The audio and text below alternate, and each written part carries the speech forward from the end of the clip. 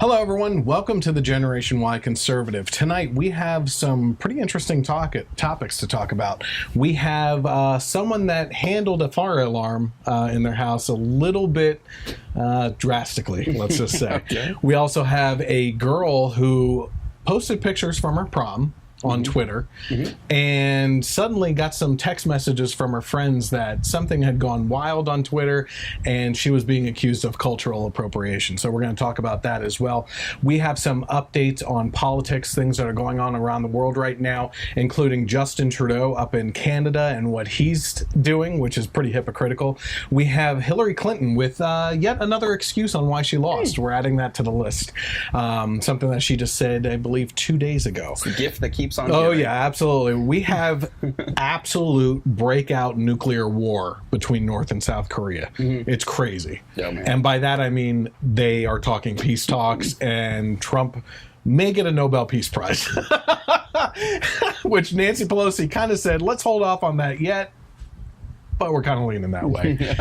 We also have an update on a story we talked about last week in regards to Alfie Evans. If you haven't been following that story, pretty heartbreaking. We'll go over that and everything. But if you haven't looked into Alfie Evans or Charlie Gard, this is something that you absolutely need to do as soon as possible and help rally behind people in Britain that want changes to their healthcare system because it's not working and they are willfully killing children over there. Absolutely.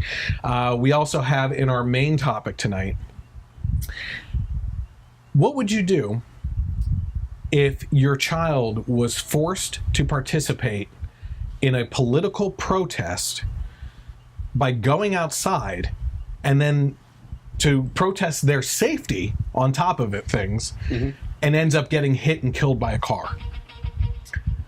I'd be suing the pants off of people. So this is going to be an outrage topic tonight. I'm not going to find too much funny about it. Usually we joke around about a lot of things. There's certainly things that we will be joking around tonight. But this article has had me fuming all week, like beyond. So that's going to be our main topic tonight because I have a lot of things to say about that and the state of education. So this is the Generation Y Conservative Podcast.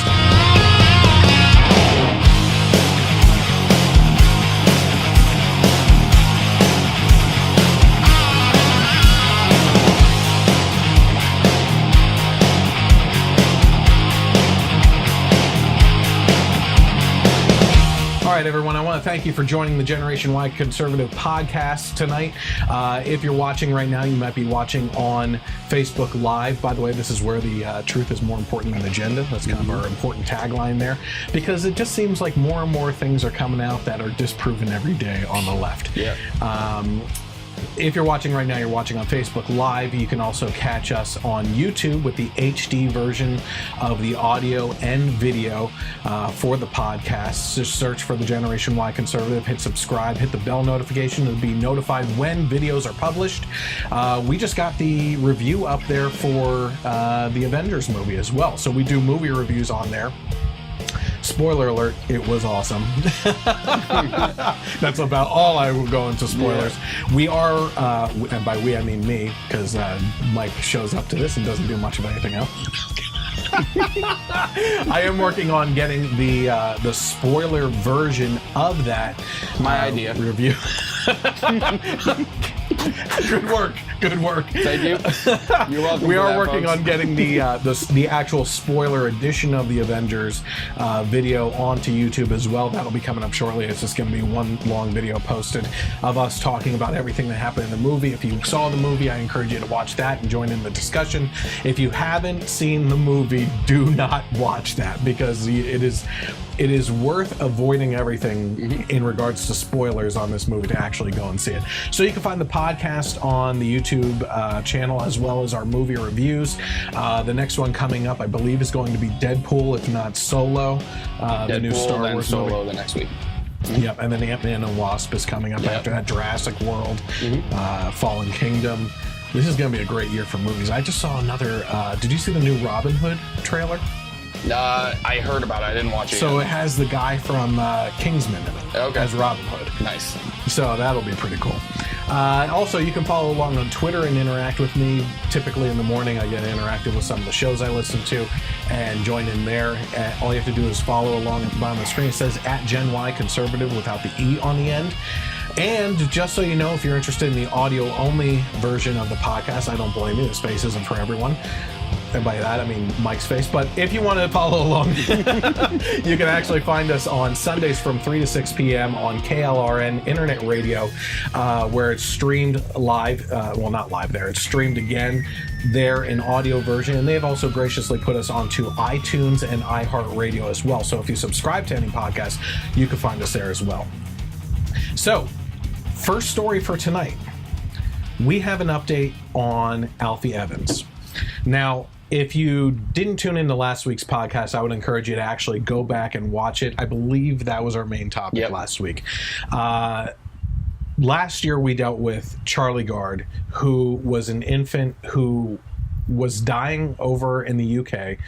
They tried to get him, both Trump and the Pope offered to fly him out of that hospital and bring them to facilities where they are actively working on the types of problems that Charlie was dealing with and try to save this kid's life. At least give him a chance, okay, at life. And the Council for Human Rights blocked it. The hospital blocked it. They basically assumed parental rights for Charlie Gard, and this kid ended up dying in their care. And it was a willful decision on the hospital's part to kill this infant. And you would have thought that the British people would have learned their lesson from Charlie Gard and actually taken action, took up pitchforks and torches, because they're not allowed to have guns over there, and gone outside of the hospital and actually try to do something to make a change on this and protest what is going on over there. But I don't know. Maybe it's the British media that's not covering it. Like, no one was hearing about it here. It wasn't making news. No matter what's going on, you have peace in the Middle East, for crying out loud. You have peace in the Korean situation, and we're still talking about Stormy Daniels. You know, not that that isn't important.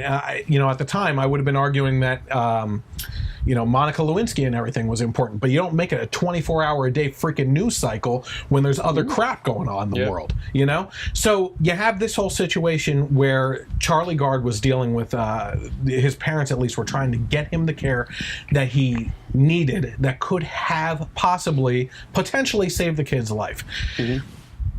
Thought maybe that things would change.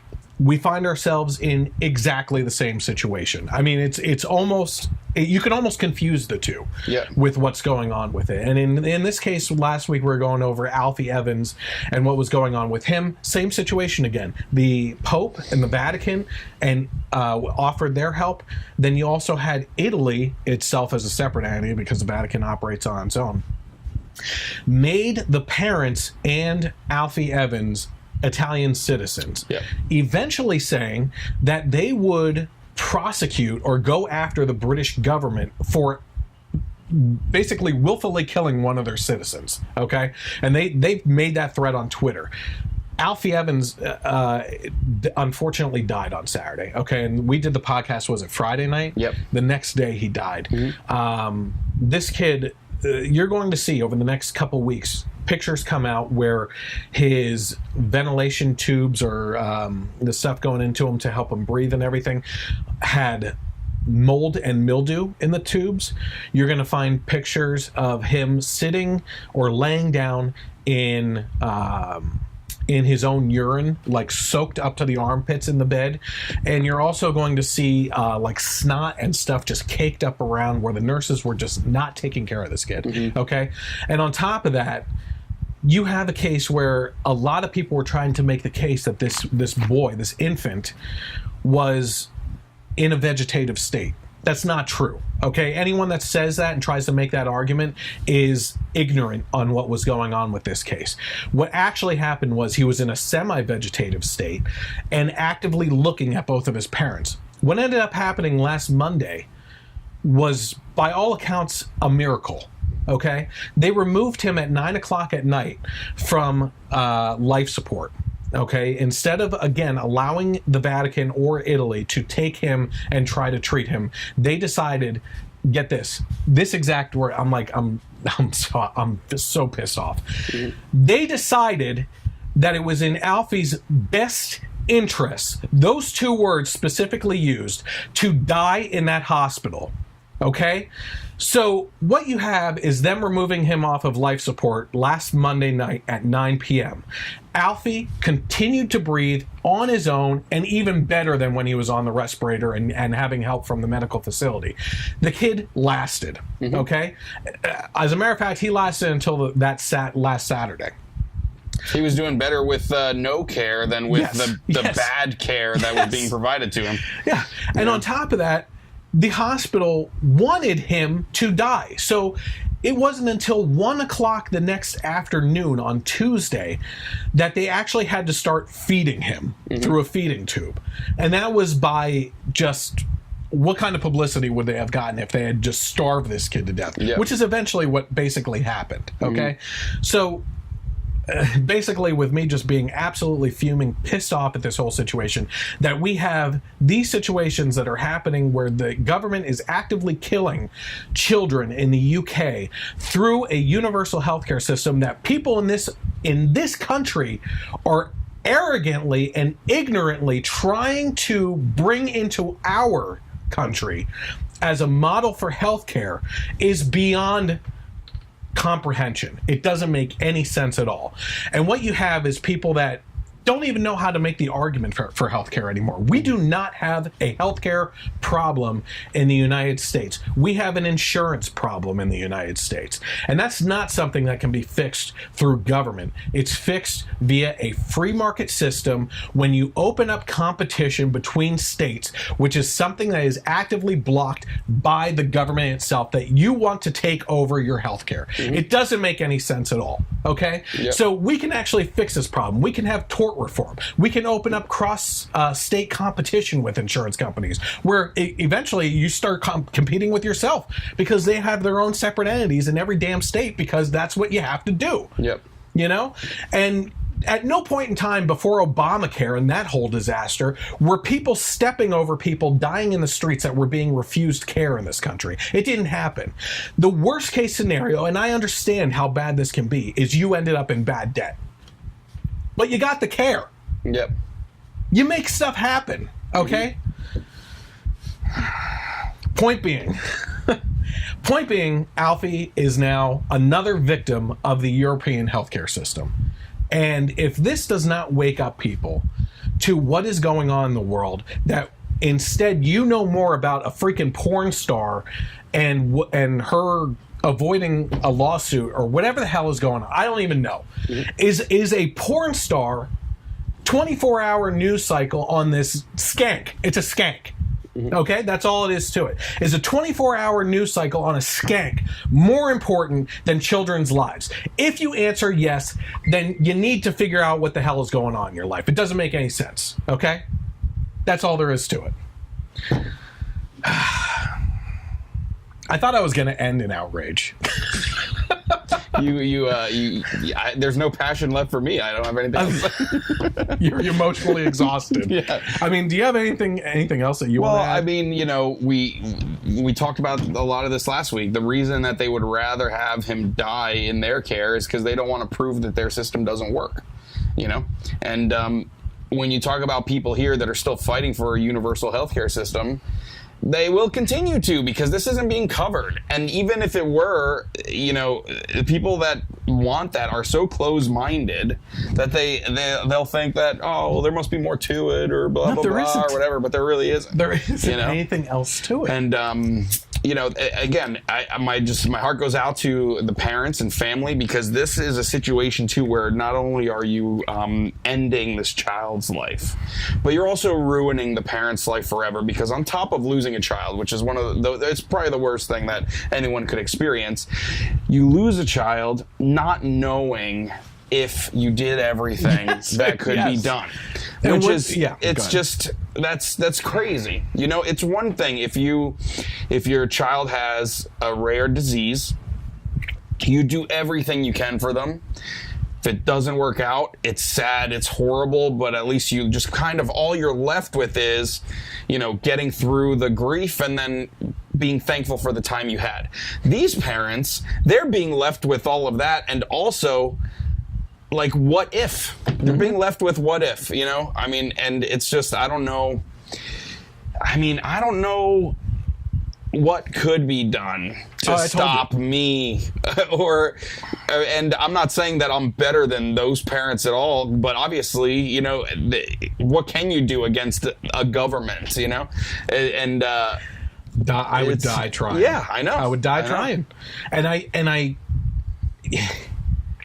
don't blame the parents for not doing it. Oh, no, not at all. That's not what I was trying to say. It's just because you can't. I'm sure at the time, besides this past week, he was hooked up to life support, and you're probably thinking, how can I do this without killing him just by removing the support? Yeah. The mildew support that he has as it is. Yeah. You know what I mean? But like I said in the last podcast, I would have pulled everyone in off the street, lined the hallways up to the roof where the Vatican helicopter was, and kick people down out of my way, taking that kid off the bed after he was breathing on his own, gotten on that helicopter and flown out of there. Yep. You know what I mean? We have one of the charities that we support is OUR, Operation Underground Railroad, where they take a specialized force. I would encourage you guys to look into this. They take specialized force, ex-members of the special forces and stuff like that, or FBI and stuff, and they send these people into other countries to save child sex slaves. Yeah. And they also end up working with those governments to arrest the people that are the traffickers. Is it time that we set up a special forces to go in and save these kids that are being destroyed by the governments themselves? Yeah. What the hell is the difference? The kid wasn't used as a sex object. You know, I hate to say it, but that's the only difference. Yeah. You know, they're still being used for a point, to make a point. It's disgusting. You know? I am so disgusted with this and the Charlie Gard case. I mean, I've been brought to tears over both of them. You know, last year I was so close to crying. Yeah. But like, you want to help in any way that you possibly can. I don't know. Apparently, Alfie's father is currently trying to fight them on this and sue the government. All I'm hoping is too that the Italian government follows through with what they threatened. Yeah, absolutely. You know? Yep. Okay, so let's get to something funny. Okay. Oh, God. All right, so one of my friends shared this article that California Denim... I didn't even see the bottoms. I just thought they were shorts. California Denim brand is selling extreme cutout jeans for the low price of $168. So let's take a look at that. I actually have them here for you. All right, so this is our model today, ladies and gentlemen. This is Lisa. She is sporting the extreme cut jeans. Yeah. And by that, you know, listen, for $168, you better be getting the extra fabric that went along with that, and some Velcro too for those cold days. Because guys, you basically cut out everything but the seams on this. I know, right? It's pretty bad. Very modestly covering her ankles and kneecaps. Yeah. I mean, this is beyond our clear window knee jeans last year that we were talking about and everything. I mean, this is unfortunate for so many reasons. I want to know what the sales are on this and actually see if anybody starts following up with wearing these things because this is ridiculous. I said that I'm looking for a pair for myself so that my carry concealed is no longer concealed. I don't know if you can get in trouble for that because technically isn't it supposed to be at that point? Yes. Oh man, you can tell what kind of cell phone she has and everything. Yep. So these are going for $168. It says that. Oh my God. It says that at least they have pockets, right? The model C in the photos also happens to pair them with a cut-out swimsuit for full effect. So you didn't include that photo? No, I didn't include that. It's a little risque. The jeans describes the jeans as high-rise pants with large statement cutouts on front and back. So you can imagine what some of these other pictures are that you can pull up on the website. There's also a relaxed fit. Oh. So I'm currently on a waiting list for the boot cut. Okay. Because my calves probably still can't fit in these. People have mixed reactions on social media. They said, some of the Twitter people said, extreme cutout denim jeans are a mistake and a plague on this earth. One person said, I'll take what is the dumbest thing I've seen this week for $500, Alex. Everyone is complaining about the extreme cutout jeans, but wait until Rihanna wears them and makes them cool.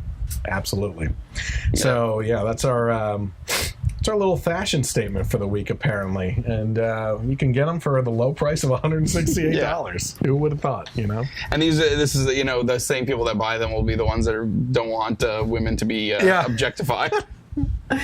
Yeah, well, I mean, last week we were talking about the judge that said women topless is just like men being topless. They shouldn't be sexual objects, you know, so you had your creepy statement about staring at a wall, and I don't even remember. So, yeah.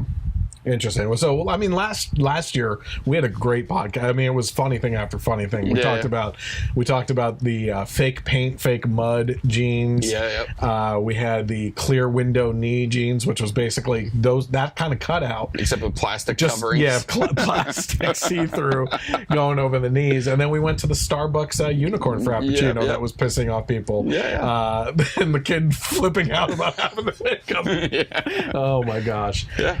Funny how they didn't make a return, those frappuccinos. Yeah, I didn't even know they went away. I actually really did want to try one. Yeah.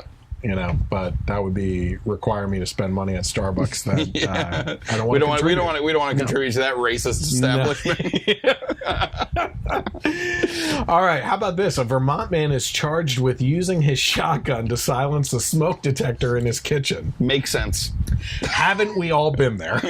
I mean, come on. If it's not that, or the carbon monoxide detector, or the setting off the smoke detector with the cooking and everything. I mean, sometimes you got to take some drastic measures, you know what I mean? And if there's a shotgun laying around, it's kind of like, how else would you kill a fly that's flying around? I know. You got to take a shotgun to it.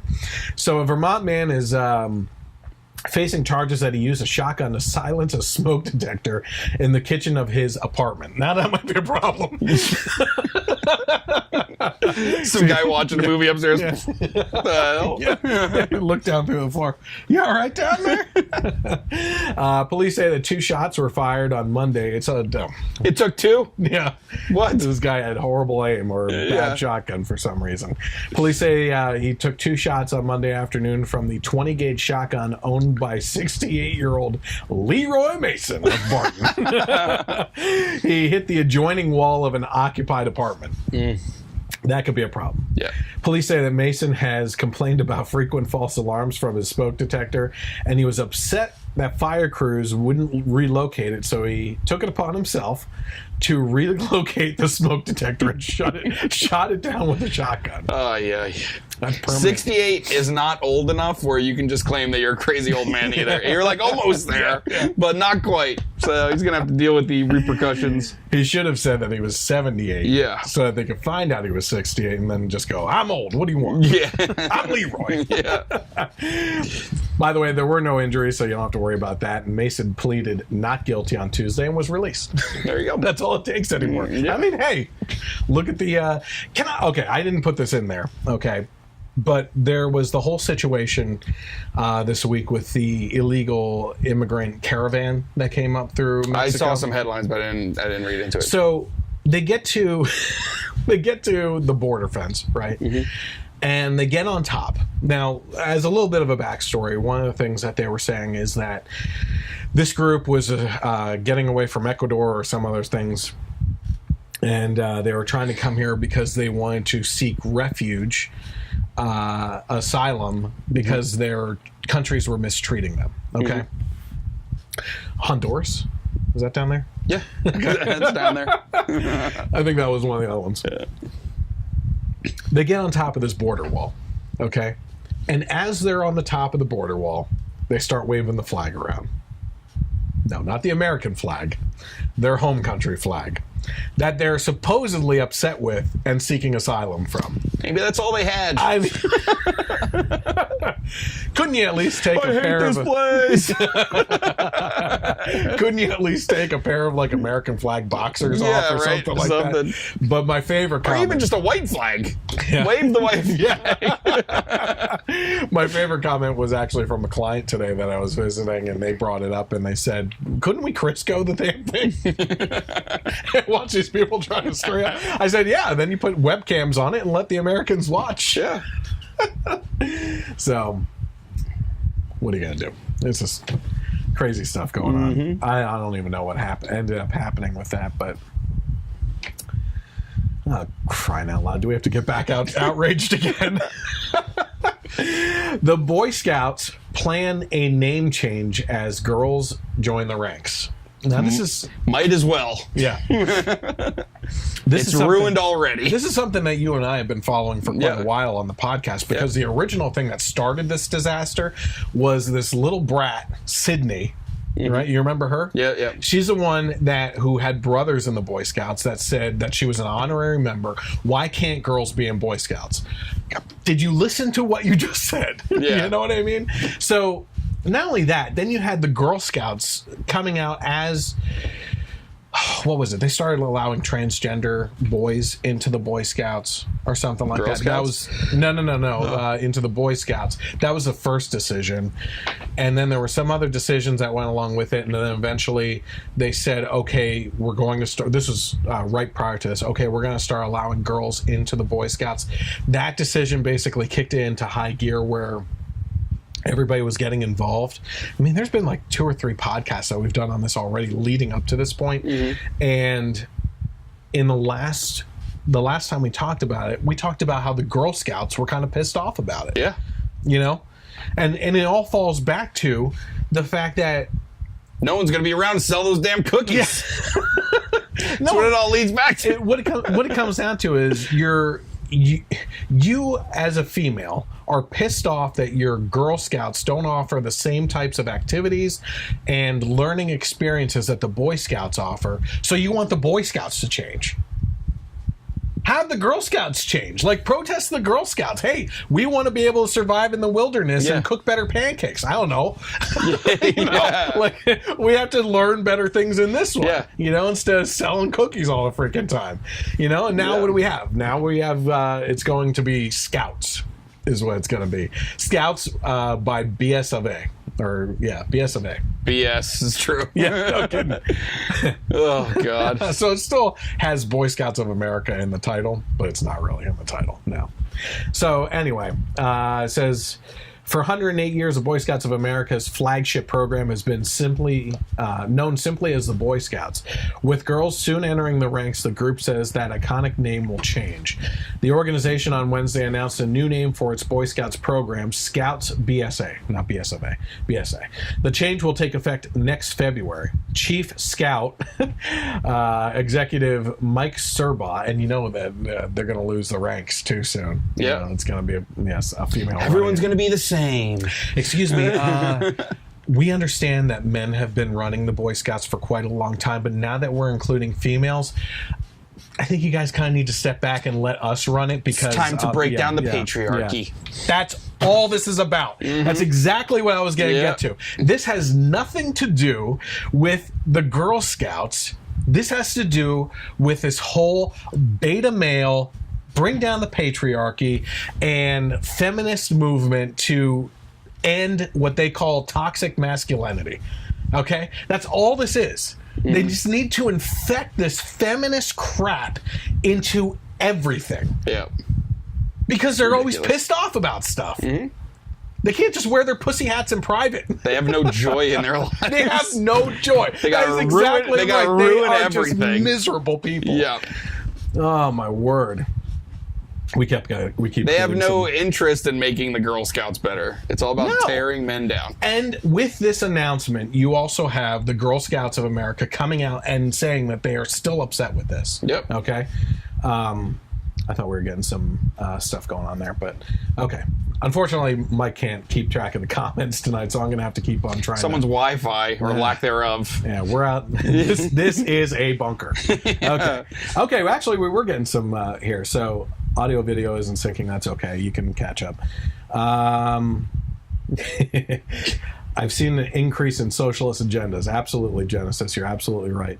Karen joins. She said, well put. Oh dear, I can't even Scouts BSA. Yeah, Gary was actually joining in on that type of conversation earlier with some of his posts. That's my brother-in-law, so good for him. So proud of him lately with the NRA stuff. Anyway, okay, so we wanted to land on something that evokes the past but also conveys the inclusive nature of the program going forward. We're trying to find the right way to say we're here for both young men and young women. And whatever else there is. You left out 98% of the other genders and stuff. I mean, the men and women are just a blip on the spectrum. How dare you? How dare you say such a thing? God. Men and women. Jeez. The parent organization will remain the Boy Scouts of America, and the Cub Scouts, its program for 7 to 10-year-olds, will keep its title as well. But the Boy Scouts, the program for 11 to 17-year-olds, will now be Scouts BSA. The organization has already started admitting children into the Cub Scouts, and Scouts BSA begins accepting girls next year. So here's what I don't even want to read anymore. I'm already fuming again. This guy's gonna have a heart attack high tonight. Blood pressure as it is, high cholesterol. I'm like at the end of my freaking rope with things lately. So here was my point online this week. Okay, it's time to have people grow a set of balls and start an organization that says Future Men of America and inject it with hardcore testosterone dose of masculinity, Bear Grylls style. Okay, that's all we need right now for the boys of America to become freaking men instead of these damn beta males with their skinny jeans. Okay, that's what we need right now. So if you are out there and you're looking for a business or organization opportunity, start up the Future Men of America. They already had this organization. Oh, CEO Al Bundy? No, ma'am. The National Organization of Men Against Amazonian Masterhood. And they had a great T-shirt, and they should come back. I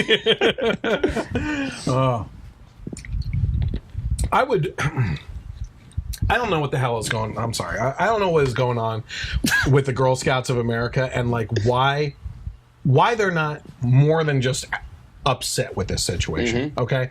Because their organization is going to take a big hit. Yeah. It is. There's no way around that right now. Now that the Scouts are allowing girls to join. Listen, boys have more fun. I'm sorry. You're going to lose some girls to the good stuff. You know what I mean? But the Girl Scouts are the ones that should be changing. Yeah. And trying to evolve into... I think Gary was actually the one who posted something about this, and a girl commented that she was an honorary member of the Boy Scouts when she was younger because her dad was the scout leader and her brothers were in it. Okay, I don't have a problem with honorary member. Like, I'm sure she helped out with events and stuff like that. I get that. You know what I mean? But even... Someone's got to clean up. Someone's got to make the eggs in the morning.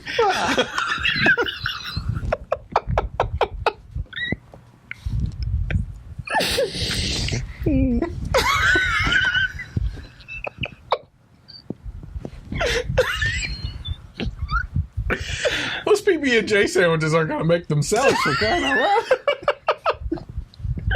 Oh, man. I don't even know what the heck I was saying. Anyway. Girls shouldn't be in the Boy Scouts, so boys can learn how to clean up, right, women? Yes, exactly. Come on. We're so good at making peanut butter sandwiches. This is jelly that gets us. Gotta learn somehow. You can't use the same knife. Not gonna learn if you're letting girls in. You don't know until you're a man that you can't use the same knife. Because you know what's gonna happen. The boys are gonna be like, I can do it, but they'll be messing it up, and the girls will eventually just be like, oh, just give it to me.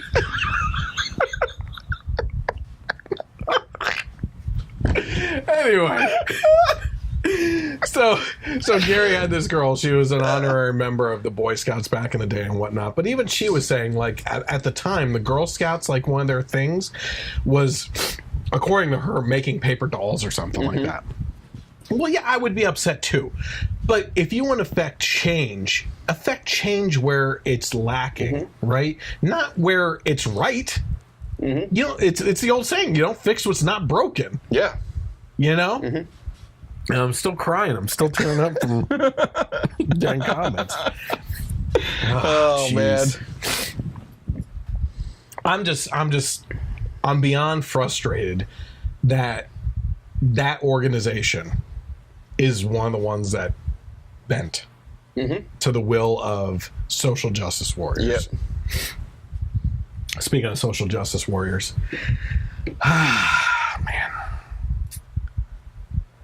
Did you hear about this girl that I did. Went to the prom in a Chinese prom dress? Right? Okay. Let's bring up the picture of this young lady. So if you're looking at the screen right now, you can see that in the center of the screen, probably because she's the better looking of the crowd, this girl who went to prom in a Chinese dress was accused of cultural appropriation. So we got some things to talk about on this one. The Utah high school student who wore a Chinese dress for her senior prom has a message for those who attacked her for cultural appropriation on Twitter. She said, "I would wear the dress again." This girl has more balls than the Boy Scouts of America. Oh my gosh. Keziah Daum, who's 18, wanted to find a dress for her prom that would stand out while also being classy. This is all from the Daily Wire, by the way. Saying that she wanted a dress that didn't reveal too much of the chest and neck area or too much legs and shoulders. Okay. I don't know what her politics are, but already she's classy. Yeah. Okay? She didn't want to skank it out. She's no Stormy Daniels. Okay? Yep. She doesn't have a pair of extreme cut jeans on layaway. She's trying to be modest while also fashionable and wore a Chinese dress. Yep. Okay? Let's just start with that. Speaking to the Daily Wire, Daum said that if she had to do it all over again, she'd still wear the dress. Daum also indicated that the overwhelming majority of the negative feedback she received has been online, and that in real life, people have been very kind and supportive of her. She said, "I've had people who used to not like me want to be my friend now. I've even had teachers bring it up in class." Honestly, I don't know what that means. That could be a negative, and I wouldn't put it past. Do you know that, just real quickly, Kyle Kashup, you know who that is?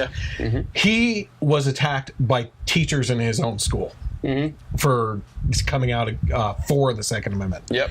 That's a whole other story. I don't want to remove the attention from Keziah here. If I had to assume from the context, of which I think she's saying she's getting positive feedback, yes. So that's what I'm assuming here. Speaking about the dress, Daum told the Washington Post, "I thought it was absolutely beautiful," adding that it really gave me a sense of appreciation and admiration for other cultures and their beauty. So the drama started shortly after her prom when she tweeted pictures of herself in the dress and wrote prom. That's it. That's all she wrote, prom. Daum said that a short time later she started getting notifications on Twitter, and when she checked one of them out, it was someone who was defending her for wearing the dress. So Daum quickly found the tweet that was directing harassment at her, which came from a man named Jeremy Lamb, who wrote, "My culture is not your G-damn prom dress." The vulgar tweet, which gained over 40,000 retweets, which means there's at least 40,000 idiots in the world, which is pretty easy, obviously. Quickly made Daum the target of social justice warriors who attacked her and even threatened her, as one person reportedly told her she should be executed. She should be executed. What the heck are these people being taught at home and at school? Like, honestly, how do you get to that type of mentality? Have you seen this guy too, Jeremy Lamb? Yeah, wearing a white. He was culturally appropriating white clothes, I guess. Adidas hat, which is a German company. Yeah. I mean, shouldn't he have a rice paddy hat on his head? I hope he typed that out with chopsticks. I was accused of racism and cultural appropriation, Daum said. I had so many people telling me I'd need to delete my post. It's going to get worse and worse. I'm not going to lie. I did cry one of the nights. I was pretty stressed. I was really hurt, but my mom helped me through that and told me to toughen up or she'd take away my social media. That's a lame threat. I will bypass that one because if that's why, well, I don't know. Kids today. Yeah, never. Despite the negative attacks she received online, many high-profile accounts came to her defense and blasted Lamb's tweets. So Ethan Klein said, so this dude found a random girl online and convinced over 100,000 people to bully her over a prom dress. Bro, if your idea of your culture is so shallow that it can be boiled down to a dress, then if anyone is insulting, it's you. Great point. To go off of that a little bit further, what is all this? The left is just absolutely, completely involved with bullying now. Mm-hmm. You have David Hogwash. David Hogwash, who uses the platform to gather up his little minions that are just as ignorant as he is to attack Laura Ingraham, while also saying that the appropriate way to deal with right-wing bullies is to say, I love you. Yep. But he's not. Yeah. He's a hypocrite. But the left has become absolutely just bullies with everything, you know? And it doesn't make any sense. Okay. Anyway, so let's see here. What were we talking about? Kurt Schleicher said, it's not your culture. You don't have to title it. You don't have a say in it, in what we do. If I feel like appropriating your culture, I'll do it, and you'll sit there and stew, buzz off, and go try to get attention by actually accomplishing something. Clay Travis, my culture invented the internet, so you're culturally appropriating my culture by going online. But this is a great one. Scott Greer of the Free Thinking Centrist, what culture does the name Jeremy come from? That's great. Okay. Ian Miles Chong, disgusting bully. If you think your entire culture revolves around a single dress, it's no wonder you walk around with a huge chip on your shoulder. Another person says the Asian guy named Jeremy. That's one of my favorite ones. Here you go. This is the one that you were talking about. Brandon Morse. Yet you're wearing an Adidas hat despite not being German. Get out of here with this racist nonsense. Yep. Cultural appropriation is not a thing. It was just made up something to be outraged about. Yep. And, it should be looked at, especially by the way she's talking about it, it's more of cultural appreciation than cultural appropriation. You know? What's wrong with, wanting to experience other culture? I feel like this is something before the left got so crazy, this is something that they would have applauded.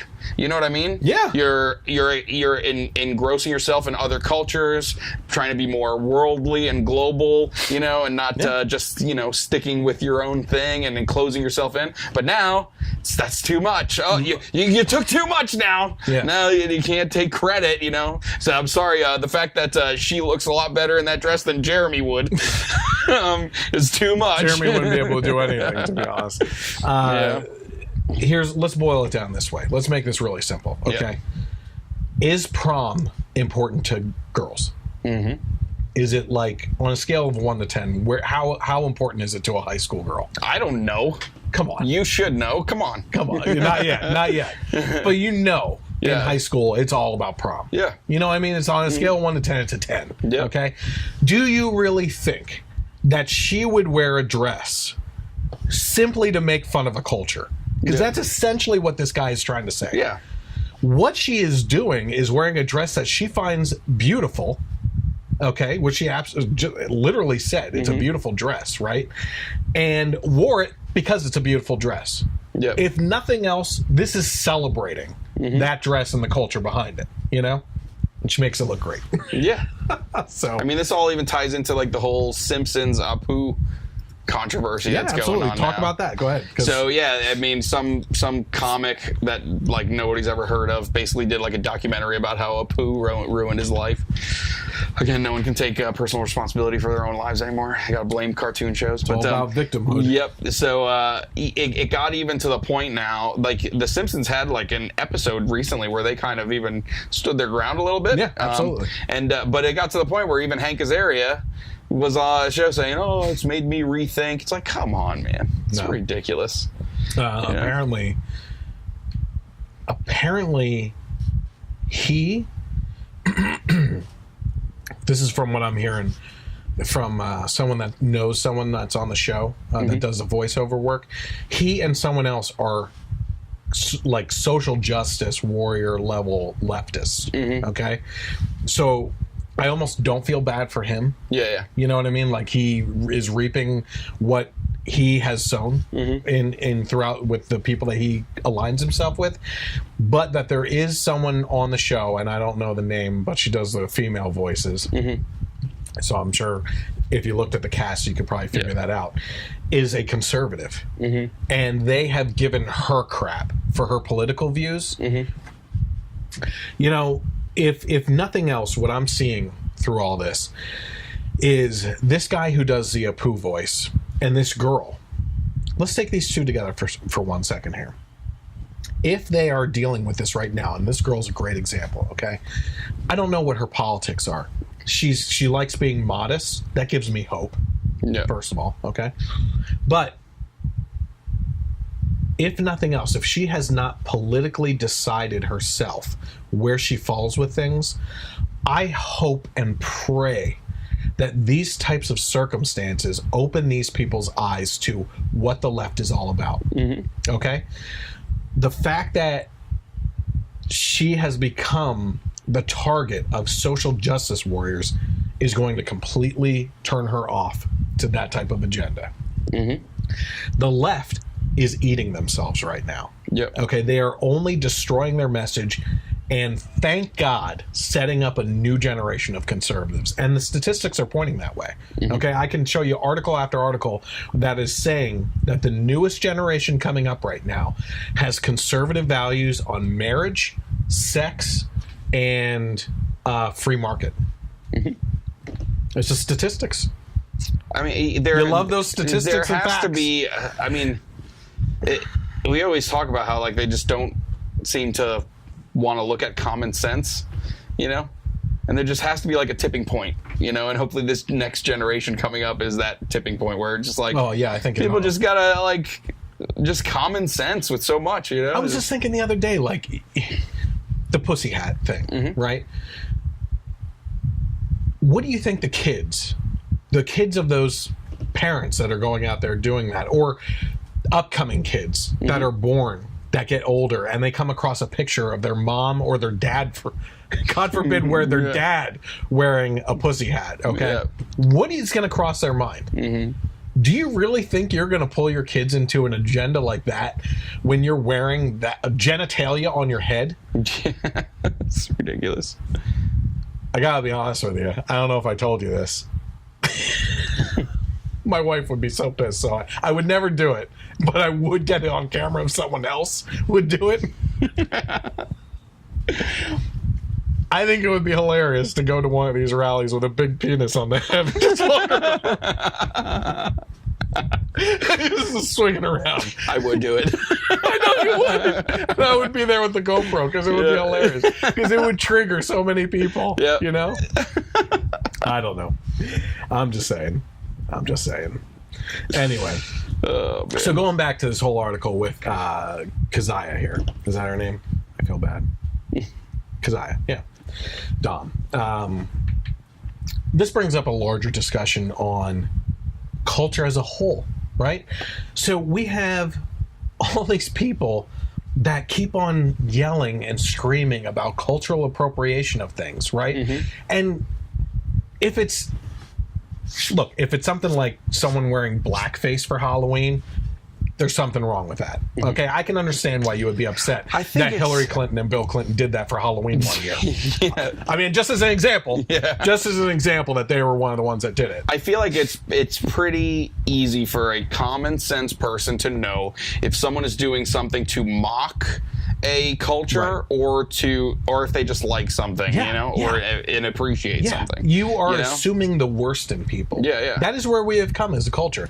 We've come to a point where you automatically assume the worst intentions of someone and play victim. Yeah, it reminds me too of, I mean, I'm sure you've heard, we're not talking about Kanye, it's not one of the topics, right? He is going to come up. Okay, so should I wait? Because I'm just talking about like, the common sense and assuming the worst. Yeah. When he made his comment about 400 years of slavery sounds like a choice. We can go ahead. It's so obvious to anyone with like 3 brain cells in their head that he did not obviously mean that slaves made a choice to be slaves. Right. He's clearly talking about slave mentality. Yes. And staying in that plantation mentality of the just not having free thought, just listening to Democrats. Oh, vote for us, vote for us, vote for us. We'll make your life better. We'll make your life better. We'll make your life better. My life is never getting better. Yep. But it's just that's Dangling clearly what he meant. But no, actually, it's like one of the whether it's that is what he meant, or another way I heard it today was that the other way I heard it was that he was talking about how there was a majority black population in the South at that time, right? So they could have, on a plantation or whatever, overpowered the master of the plantation or the staff or the family or whatever and killed him. All it would take is you surrounding the house at night, throwing one of your lanterns in there, starting it on fire. They're not going to call 911 back then. Django Unchained. Come on. Yeah, but the fact is they could have overpowered. Why didn't they? Yeah. I don't know. You know, they had a set mentality that they were in that situation, and that was one of the ways that it was explained. I mean, that's one of those questions like that you have about the Jews during the Holocaust. They were disarmed, they were rounded up, and at no point in time during this whole process of being dehumanized did they fight back. You had that movie about the brothers in the Defiance movie that did fight back, but those cases were few and far between. Millions of them died because they allowed their government to systematically disarm them and dehumanize them and everything. Why'd it happen? Why'd it happen? I'm not blaming. This is not. I'm not blaming the slaves. I'm not blaming the Jewish people for what happened. But you get trapped in this mentality. It's going to get better. It's got to get better. Things can only change.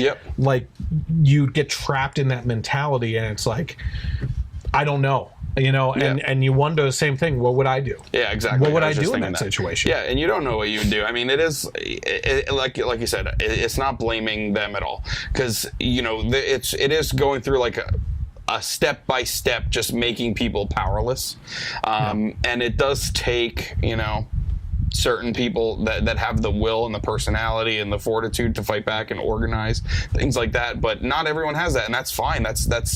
That's what makes most people human. It's so, but I think that a lot of what he is like, his thought process now really has more to do with the slave mentality. Yes, and I agree. I mean, we talked about the dangling carrot last week, and specifically in regards to Kanye. I mean, we have a couple generations now of people that have voted for the Democrats expecting things to get better, and every time they get in the office, it's, well, we need this office too, or we need this office, or we need the Supreme Court, or we need the highest office, or we need the governors on board. Like, it's always something extra, and they never get their representation that they want. The other thing too, that they also are never given the opportunity to realize that the people that they're voting for isn't doing anything for them, because those people keep painting conservatives as racists. Yeah, so they're the it ones doesn't blocking matter. Yeah, it doesn't matter if they're not doing anything for you. You keep voting for them. They're not doing anything for you because they keep telling you that the other side is just the most evil thing that you can possibly imagine.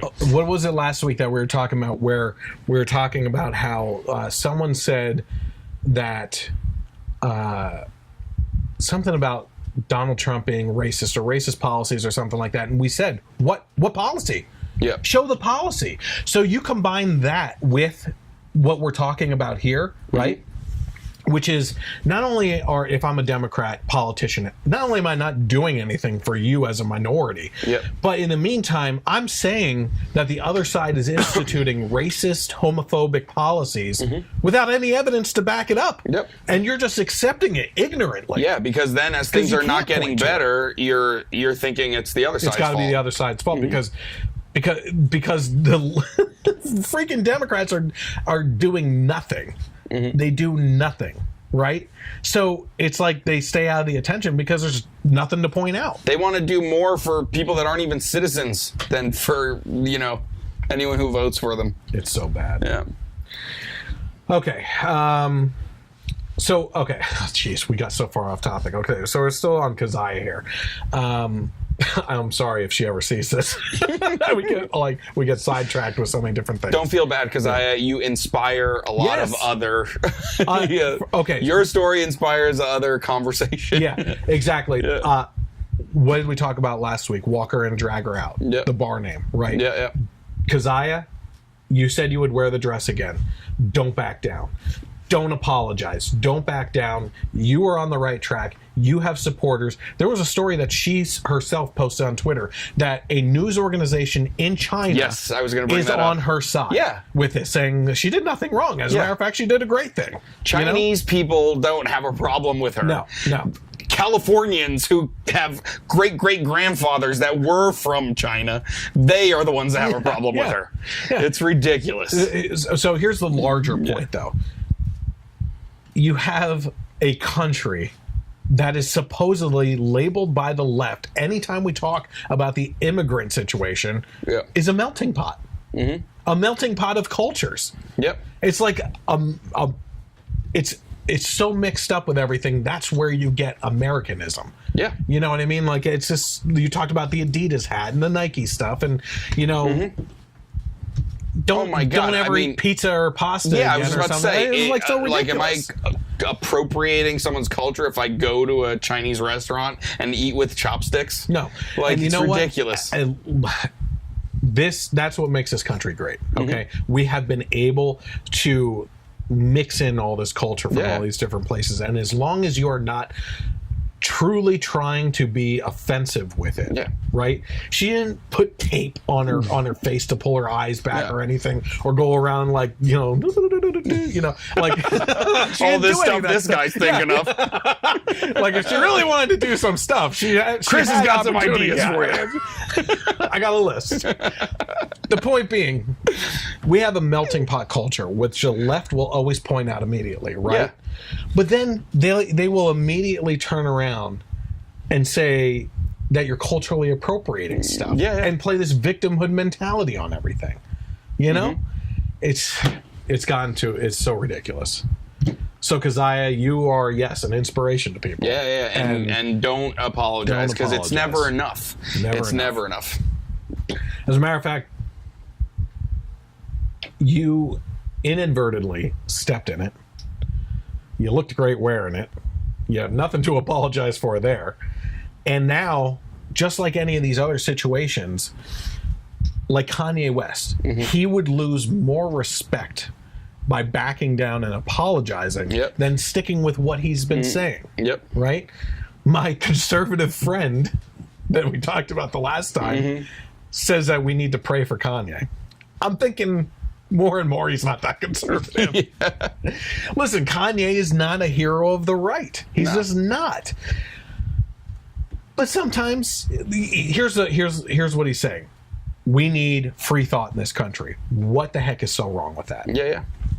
And one argument I've heard is like, well, conservatives always say that celebrities are too political, and by, praising this, aren't you being hypocritical and everything? And I say no, because one of the reasons that it is annoying is because 99.999% of celebrities all have the exact same politics, pushing the exact same ideas. If there was a mixture of ideas that came out, then, hey, everyone's got a voice. It's just annoying when everyone's saying the same thing. You have to have a secret society of celebrities called the Friends of Lincoln or Friends of Abe that are conservative actors that don't want to be outed because they know they'll lose jobs in Hollywood. What does that tell you about the culture? And it's not so, like, the praise... It's not free thought. The conservative praise for Kanye isn't really so much like, oh, he's changing our mind. Like, he's saying stuff we already know. The reason that we like it so much is to see the left freak out. That's the main reason, at least for me, anyway. Well, we're also talking about the guy who agrees with Pastor Jeremiah Wright that the government created AIDS to kill black people. So, I mean... The government created Planned Parenthood to kill black people. No, Margaret Sanger. Margaret Sanger, I mean... Oh, boy. This is insane. Okay, so let's move on here. Do you want to go into... I'll give you a choice. All right? Dealer's choice here. Or, not dealer's choice. I'm the dealer. Do you want to go over cry closets or go right into Kanye that we were talking about? Let's just stick with Kanye, and then we'll be done with it. Maxine Waters tells Kanye to shut up. He talks out of turn. Should maybe not have so much to say. Pretty racist thing to say, if you ask me. Let me read it, okay? Let me read her exact statement, because I could not believe how racist this was. Maxine Waters, by the way, if you're not politically in tune with things, is black. On Monday, Representative Maxine Waters, Democrat of California, tore into Kanye West for West's hearsay in questioning the Democratic Party among black Americans. Asked by a Politico writer about West, Waters stated, this is her quote, "Kanye West is a very creative young man, but we also think that sometimes West talks out of turn and perhaps he needs some assistance in helping him to formulate some of his thoughts. We don't think that he actually means to do harm, but we're not sure he really understands the impact of what we're saying." At the time that he's saying it and how that weighs on particularly the African American community and for young people in general. Holy crap, can we break this down line by line for a second? Okay, first of all, he's a creative young man. Way to start off a backhanded compliment here. Okay? But we also think that sometimes West talks out of turn. You hear that, Kanye? Holy crap. Maxine Waters doesn't think the First Amendment applies to you. Black folks need to speak in turn. That's insane. Oh, my goodness. How about this one? Perhaps he needs some assistance in helping him to formulate some of his thoughts. He doesn't speak for the black community and needs a script as a black person to represent the black community. We don't think that he actually means to do harm, but we're not sure he really understands the impact of what he's saying. Again, he's an idiot. Now she thinks you're mentally ill. At the time that he's saying it and how that weighs on particularly the African American community, which apparently he's not a part of. Once you step out of line and speak out of turn, you're a pariah to that community. And that goes with the LGBT community too. That line there really exemplifies what this is all about. It's the fear that they have that he will reach some people in the African American community and actually get them to start thinking for themselves. That's what this is all about, and that's what they are terrified of happening. Let's not forget, the original tweet that set this off was, "I like the way Candace Owens thinks." Love the way Candace Owens thinks. I love the way Candace Owens thinks. That is it. I mean, this is an African American conservative. On her way to being a conservative. This is how bad, how crazy the left are, that they've made Kim Kardashian the voice of reason when she tweeted, "Just because he doesn't think like everyone else doesn't mean he's mentally ill." Because that's their thing. They're attacking his mental state. You know? That, if he thinks this, he must be crazy, he must be losing it, he must be whatever. You know? Well, let's see what else she had to say. I understand that he is getting pushback from a lot of young people on the internet, but we're hopeful that his creativity will continue to be demonstrated in his work. And I think maybe he should think twice about politics and maybe not have so much to say. Whoa! Yeah. So it's okay for celebrities to speak about politics, like we were talking about. Mark Ruffalo, Chris Evans, the whole Scarlett Johansson. As long as they're spitting out the right message. Yeah, if it's the right message, it's okay. Yeah. They have, yes, of course, they're using a soapbox in the spotlight that they have as a celebrity, but celebrities are people too. They have opinions on the matter. Except if you have a different opinion, then you need to. You're stepping out of line. You're speaking out of turn. Crazy. You're an idiot. You're an idiot. I mean, my word. Cats and dogs living together. I don't know what to do with my hands anymore. God, the Maxine Waters, Al Sharpton, all these people, they need racism to exist. Oh yeah, it's because that model. Is what they wouldn't be around if racism wasn't around. Reclaiming my time. Yeah. Reclaiming my time. Yeah, they don't want to solve any problems. It's ridiculous. They're horrible people. That's evil. It's the scum of the earth. That is the face of evil right there. When I see Al Sharpton, it was like sucked in face now. I just think it's the scum of the earth. He is. Oh my God. And I don't know, when him and Jesse Jackson go, you know what I mean? Like they're older. You know? When they go, is there going to be younger versions of them that step in that have that kind of notoriety? I don't see anyone taking a second-hand mantle to them. Yeah. So I pray that this is coming to an end with that stuff. You know what I mean? Huh? Let's hope they die is basically what No. I'm saying I hope that this mentality... It ends with them. Ends with them, yes. Yeah. I'm not praying for their death. Yeah. On the podcast. Publicly. Yeah. We'll never say that publicly. By the way, cry closets help stress for the students. record, I don't hope they die. Yeah. That's ridiculous. Publicly. Cry closets help stress students cope during finals week. Yeah. What do you think about that? Pacification of America. Salt Lake City, Utah. So this is according to WOWKTV. Sure. KTVX, sorry. For stressed out students taking finals this week, the Cry Closet, created by University of Utah art student, may be the therapy that they need. It's not a joke, it's an actual safe space for students as they head into the beginning of finals week at the university. The Cry Closet, situated at the bottom floor of the library, is a dimly lit space where students can hug a stuffed animal and release their academic apprehension, whether by crying, stress snacking, or hugging the stuffed animals provided inside. Artist Nemo Miller, of course you saw that coming, made the closet in a woodshop class as a senior project. Oh, at least she's building things. She said in a statement she wanted to explore the reaction to human emotion. So is there a GoPro in there catching everything? And can you please post it to YouTube? Because I'll throw it in the video. A live cam. Reaction on social media has been swift and mixed. Really?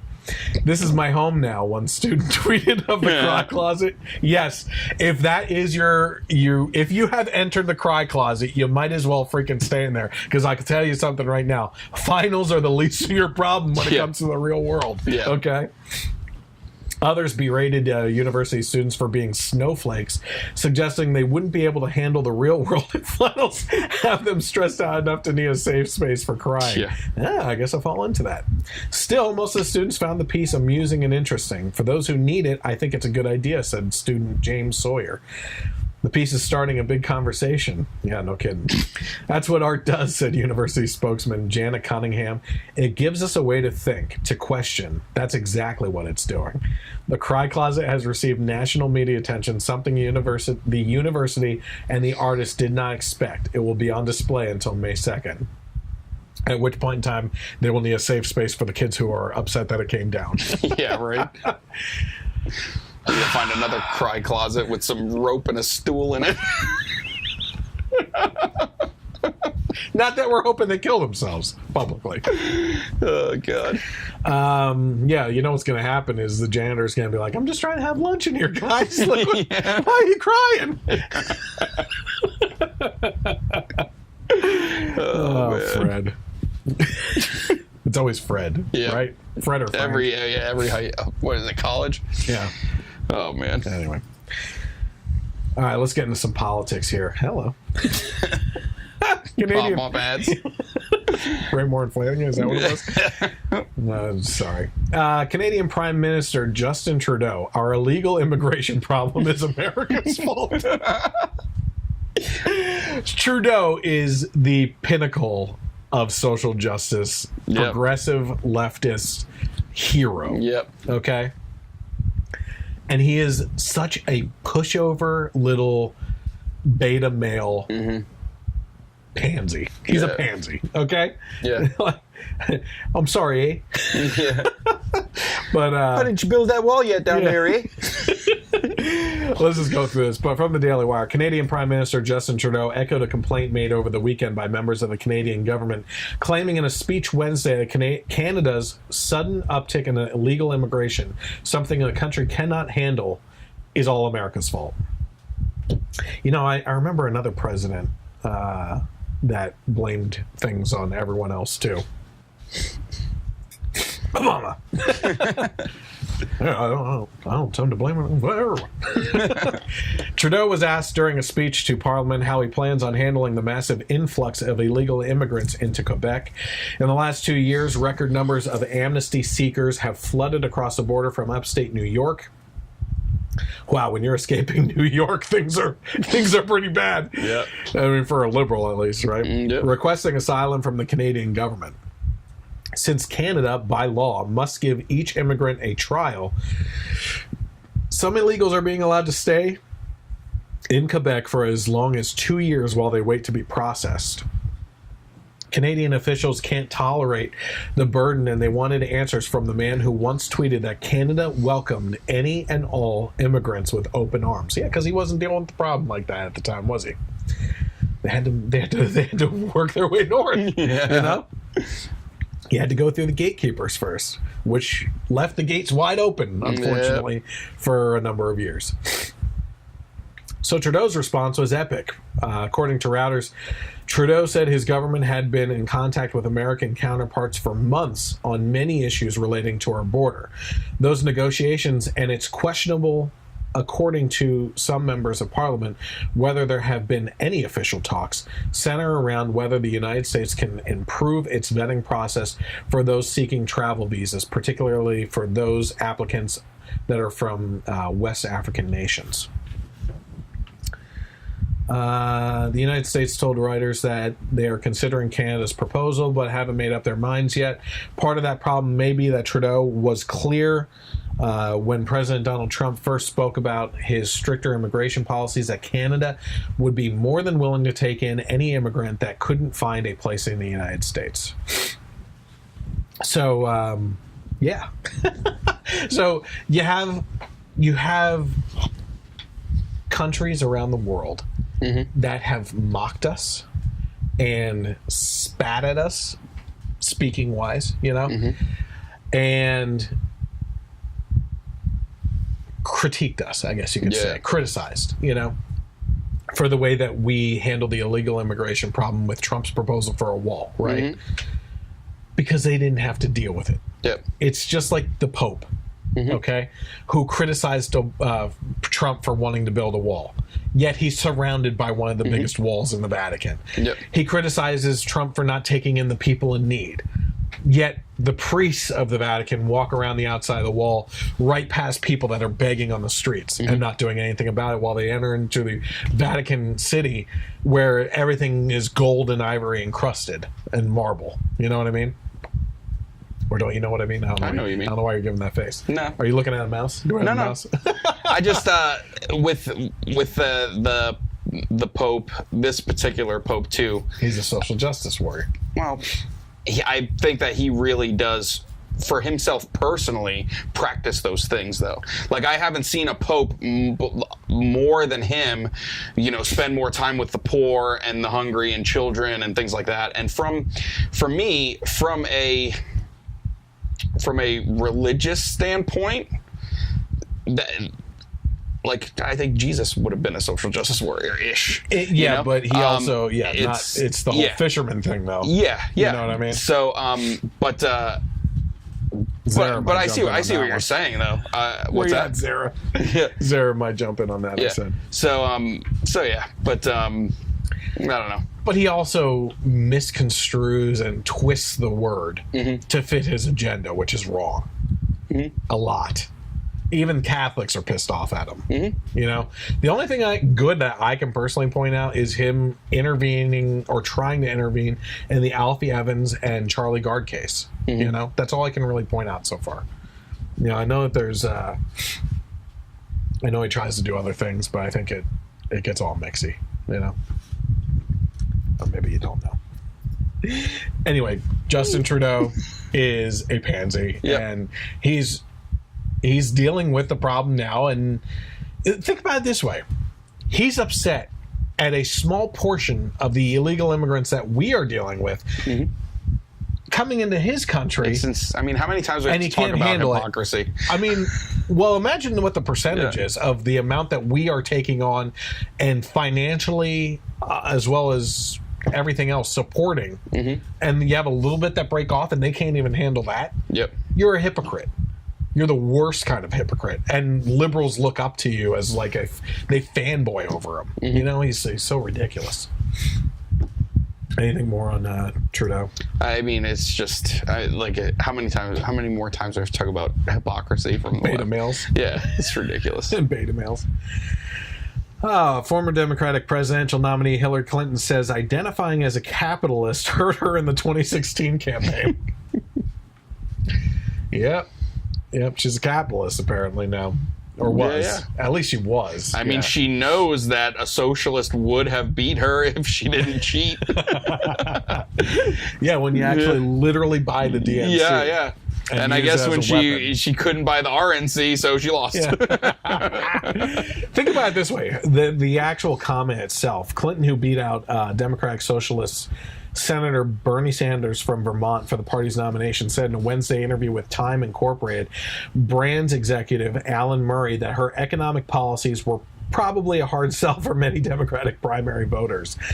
She said, it's hard to know, but I mean, if you're in the Iowa caucuses and 41% of Democrats are socialists or self-described socialists, and I'm asked, are you a capitalist? And I say yes, but with appropriate regulation and appropriate accountability, you know, that probably gets lost in the, oh my gosh, she's a capitalist, Hillary Clinton said.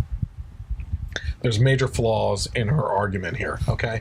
Number one, if she truly lost because she's a, let's go off. First of all, how many excuses have we heard from this woman so far? It's insane. Like, what happened needs a couple volumes. I know. Yeah, it's gonna be an encyclopedia set by the time it's over. So this is just the newest in a string of arguments on why she lost. Because she was a capitalist. Okay, let's play this theory out. Okay, because I don't want to just make fun of her, though she's deserving of it. Let's actually play out what she's trying to say here. She made it through the primaries. The people voted for her over the actual socialist Bernie Sanders. Okay, so being a capitalist, if that's what she truly thinks people thought she was, which she's not, and I don't know who the heck ever said that to her. Yep. She beat out the socialists. So she's saying that had she been identified as a socialist, she would have won. Well, no, because the socialists lost to her. Then she enters the general election against the epitome of capitalism. Yeah. Trump is a businessman. Yep. And she lost to him too. So stupid. So there's no way that her theory can play out. Like, how arrogantly ignorant can you be on this one? I mean, Maxine Waters should really redirect her statements about someone not knowing what the hell they're talking about to Hillary. No kidding. Oh my God. She is just... I said... She's unhinged.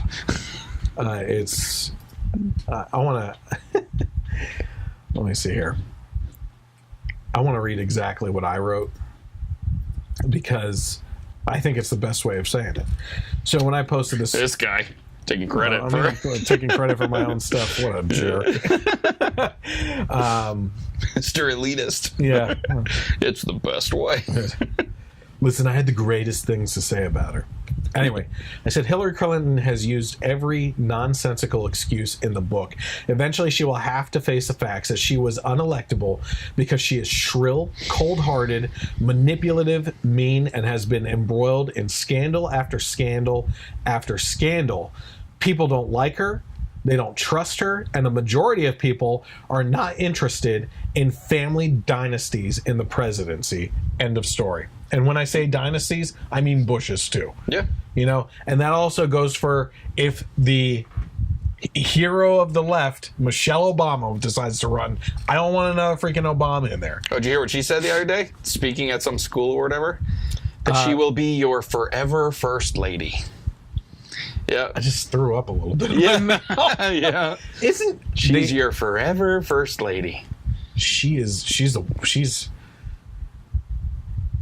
one of the worst. Yeah. She really is. Like that. I think that the ugliness and mean-spiritedness that you saw seep out of Obama at times, especially in regards to the cops and against Republicans and everything, I think Obama is truly a pushover. But I think that stuff What? I think that stuff was a direct influence of her, because you could see it when she thinks that the camera's not on her. She has this scowl on her face. Did you see? How about at that funeral? Oh my God! When Obama was flirting with the Swedish prime minister or whatever. Yeah. Holy moly! If looks could kill, Yeah. she would have killed the crowd. People made a big deal too about how he was making Melania smile. Nobody talked about what her face looked like while he was making Melania smile. Kind of like, oh my gosh, one of my favorite videos is when Trump, the inauguration of Trump, and Ivanka's up there, and Bill Clinton is like looking like this, he's smiling, and then he catches Hillary looking and just like looks away, and she's just staring at him like, you son of a gun. That is by far, I could watch that on repeat over and over again. It's the best thing. I love the video that came out of him from the convention playing with the balloons. You're just like, look at this here, guys. Oh, it's a balloon. And Hillary's face is like, So you should cut that into the YouTube version. I will. Oh, here we go. South Korea credits Trump for opening door to talks with the North. Let's also point out that this is a headline from CNN. From CNN, you're right. I should point that out. Yeah. South Korea's foreign minister has said she believes that President Donald Trump is largely responsible for bringing North Korean leader Kim Jong-un to the negotiating table. Stick that in your pipe. Speaking ahead of Friday's historic summit, which is tomorrow? Mm-hmm. Yeah. Between the leaders of you know what? Maybe this wasn't. That was... Well, yeah, wasn't it last April week? 26th. It was last week. Yeah. Because we have pictures of them shaking hands, walking... Crossing the border, the demilitarized zone. They had a 30-minute conversation privately, like on some bridge or whatever. And no one threw the other one off, so that's all good. Is it bad that I was expecting, like, if you're Kim Jong-un... like poison or something? Yeah. It's like, wait for it. He poisoned his own brother. I wouldn't put it past him. Yeah, right. You know? Speaking ahead of Friday's historic summit between the leaders of North and South Korea, Kang Kyung-hwa told CNN that the U.S. president had played a significant role in bringing the two sides together. Clearly, credit goes to President Trump, Kang told CNN's Christine Anandpour in Seoul. He's been determined to come to grips with this from day one. Kim will become the first North Korean leader to cross the military... the demilitarized zone. He says... demarcation. Oh, yeah, the demarcation line. Yep. Between North and South Korea on Friday for talks with South Korean President Moon Jae-in. President Trump is expected to meet with Kim in May or June, so he has that meeting coming up too. Stuff's gonna go down. I have a feeling stuff's gonna go down. I don't know. Who knows? I mean, it's hard to believe that Kim Jong-un all of a sudden has become this good guy. I know. But you know, everyone gave Trump crap on how he was, calling him Rocket Man and this and that and playing hardball with him, saying that if they did anything that we would blow the hell out of them and all this stuff like that. But, you're taught from a young age. Well, who knows what boys will be taught now, but what's the best way to deal with a bully? To stand up to them. Punch him in the nose. Exactly.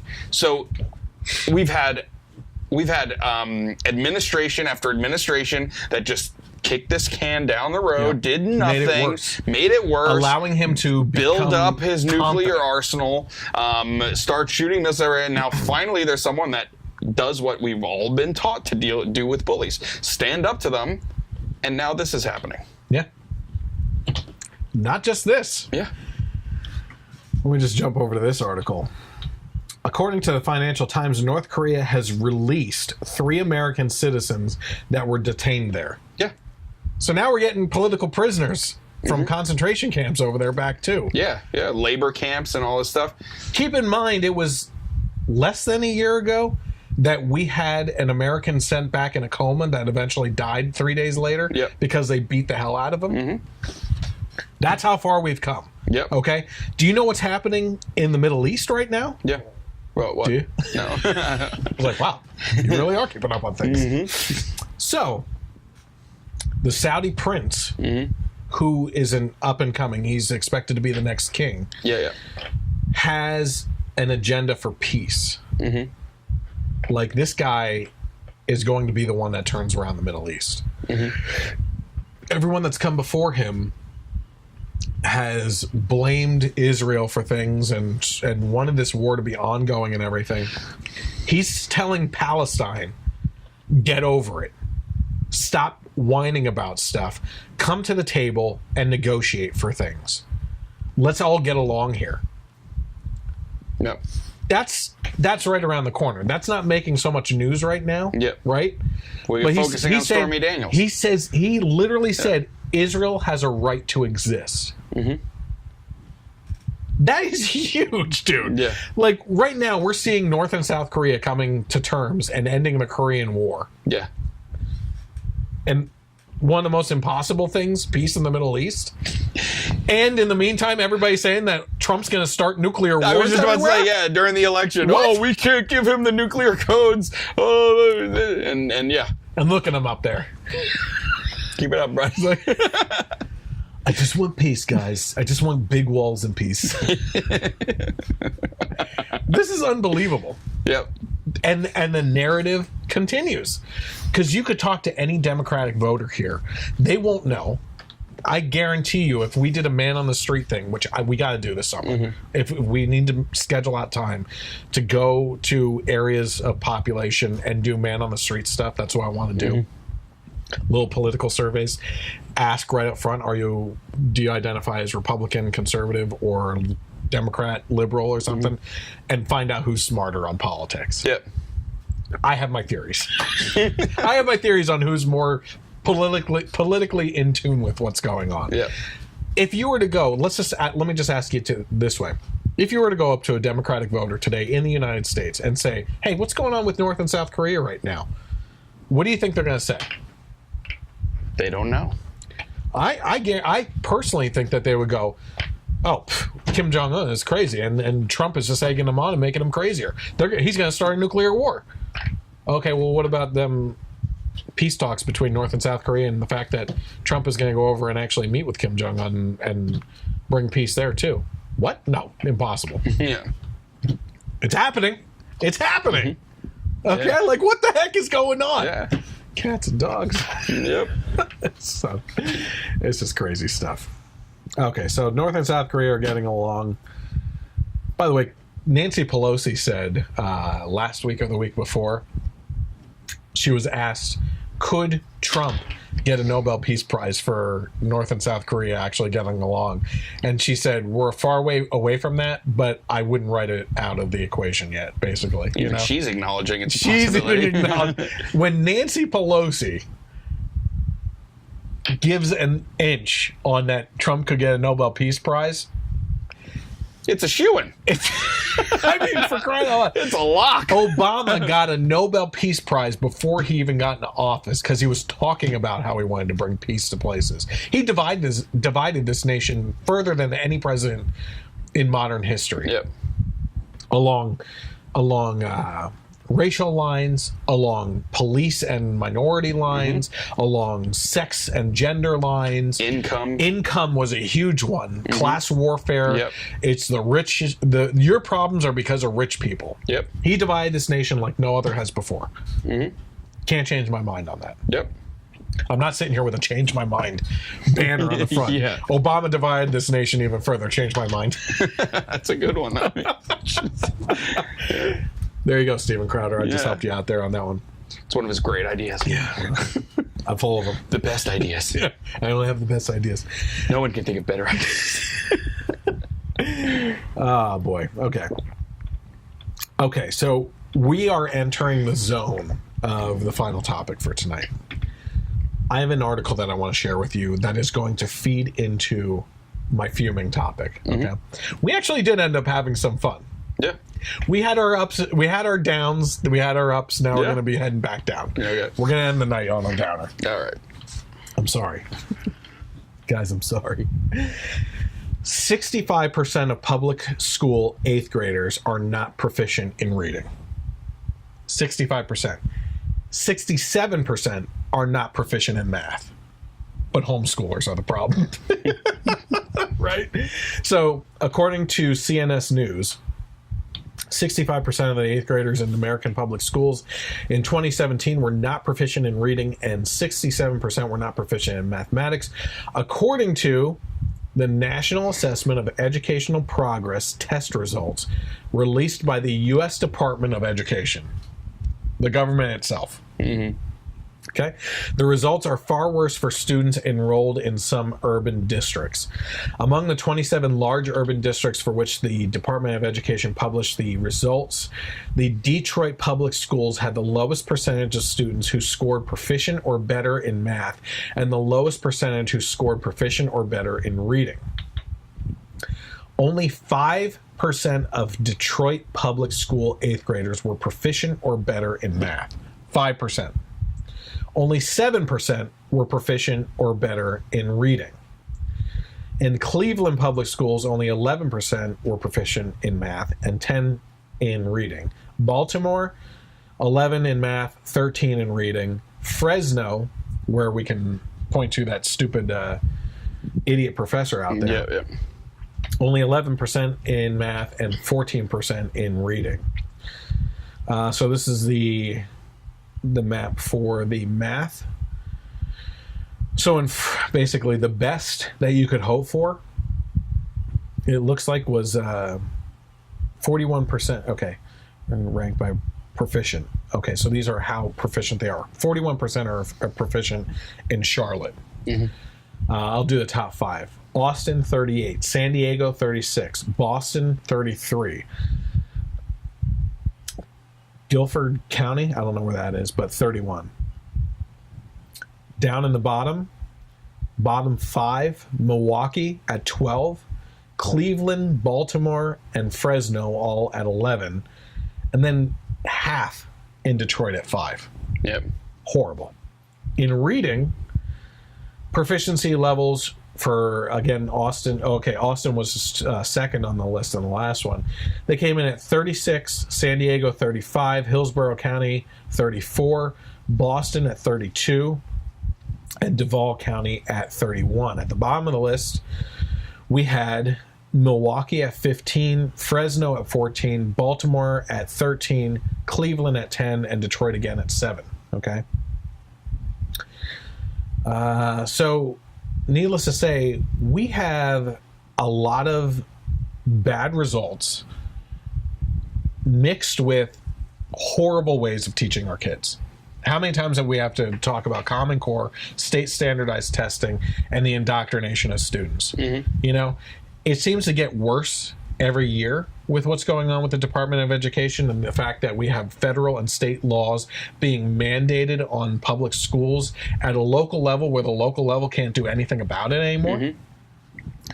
You have them getting worse, right? Yep. Nothing's getting better. Why can't we look back at history of the American school system when things were great, right?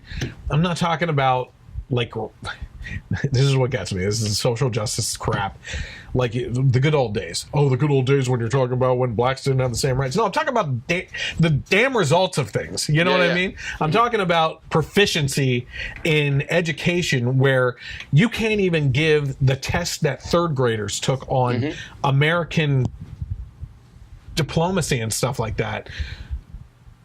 You can't take that third grade test and give it to adults today from the 1920s and have adults today pass this test. But they were expected to pass it. We are too lenient.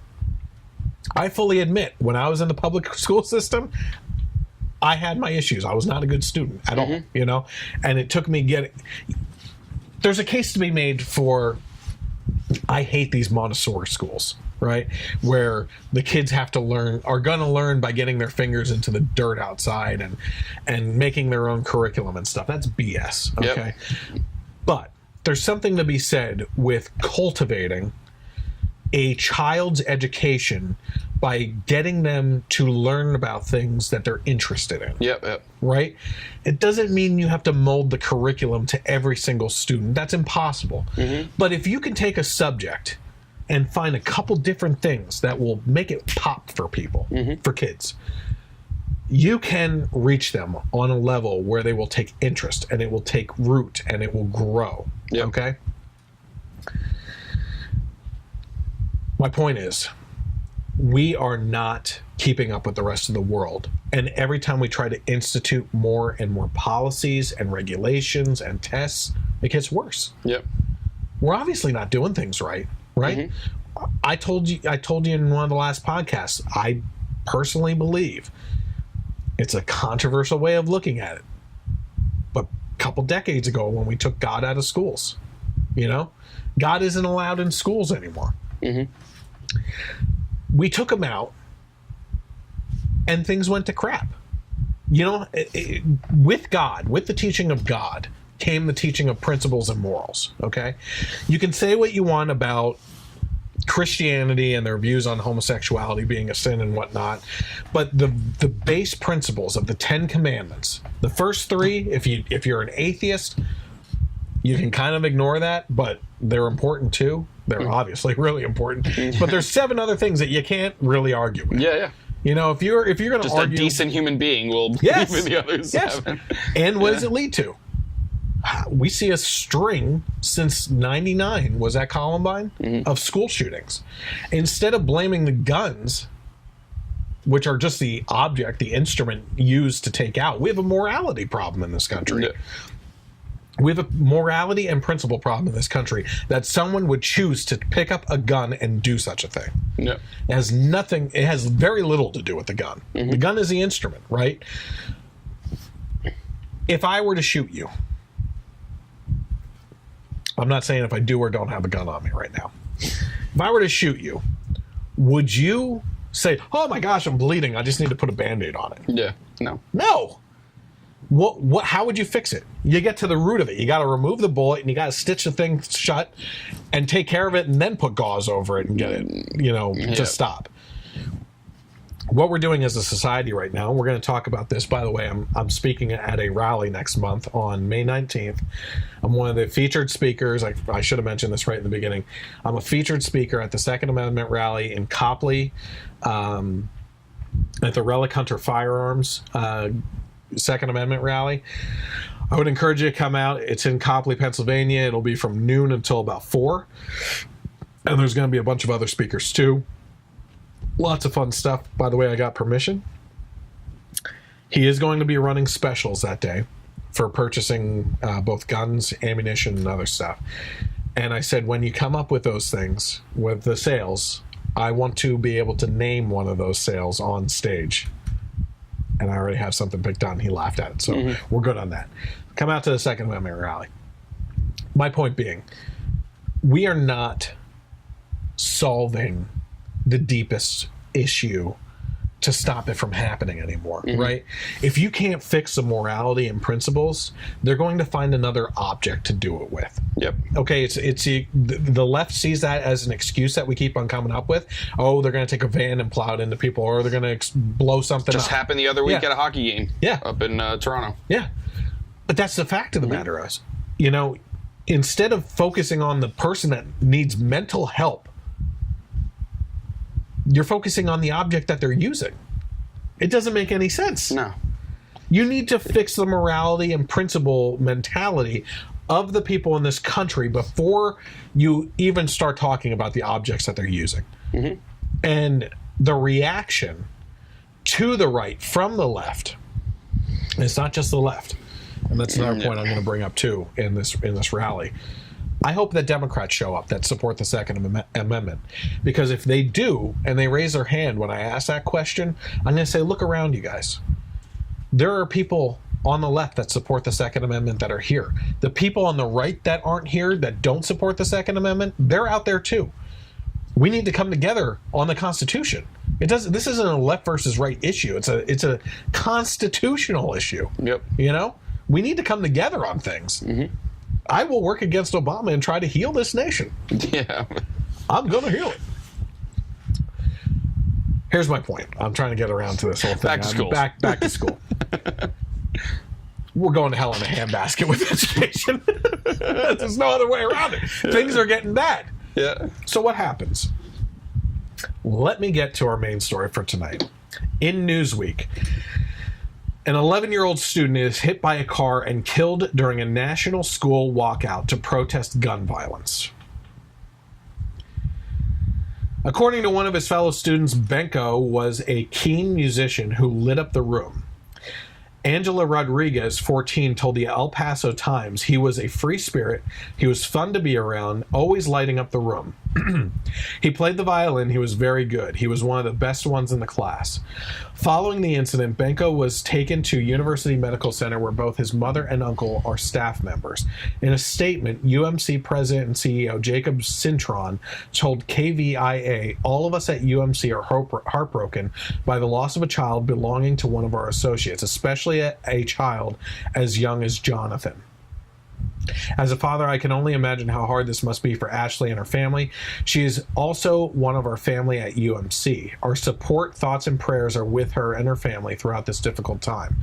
UMC has announced a memorial fund for the family in memory of Benko, with checks to be made out to UMC Foundation, CO, care of Jonathan Benko Fund, 1400 Hardaway Suite 220 in El Paso, Texas. Zip code is 79903. So I will put that on the screen in the YouTube version because that is a worthwhile cause. But let's talk about what happened here, okay? We had a national walkout of school day thanks to, in part, these idiot kids in Parkland down there that were involved in the shooting, that were there, that in a sense were victims. They were victims too. They shouldn't have had to go through that. But they called for a national school walkout day in support of gun control. Okay? This had nothing to do with education. And the responsibility of the schools is to watch over, protect, and above all else, educate these kids throughout the main portion of the day. These teachers and administrators have more time with our children. Not mine, thank God. This is one of the reasons I pulled them out of the damn public school system, is because of how jacked up everything is right now. These people are ultimately responsible for these kids while they're in the school, and they see a heck of a lot more of your kids than you do. It's just a fact, right? We have to work. They have them all day. If they were doing their damn job, this kid would still be alive. All you needed to do was educate him and everyone else in the school. You should not have allowed students to walk out. You want to say, hey, who's in front? And you want to have okay, that time pops up during the day for the national walkout for the 16 minutes or something like that. You know what you should have done? As a school district, as a superintendent and principal of each of these schools, you should have said, we are not going to allow our students to walk outside of these doors and be susceptible to any form of violence that could come upon them there. Okay? Thank God it didn't happen. But you think people that are willing and want to carry out an attack on a school wouldn't be looking for an opportunity for them all to just come out as easy targets on the lawn where they could do a drive-by? Yep. For crying out loud? I mean, really? Mm-hmm. As a school, you should have said, we are locking the doors, we are not allowing students to go out, and here's what you can do. If you're in support of gun control, stand up right now. Congratulations. Take a look at the students looking around right now. They took part in today's protest. Okay, sit down. Anyone for the Second Amendment? Look at that. We have a mixed bag of opinions. If the teachers want to take an opportunity to educate on this and have people share their opinions, go right ahead. Back to school. This kid would still be alive today if this walkout was not allowed to happen and take place. Mm-hmm. Instead of doing your jobs, you allowed this to happen. And the irony is not lost on everybody, right? Yep. You are having a walkout to save lives, and the kid gets killed.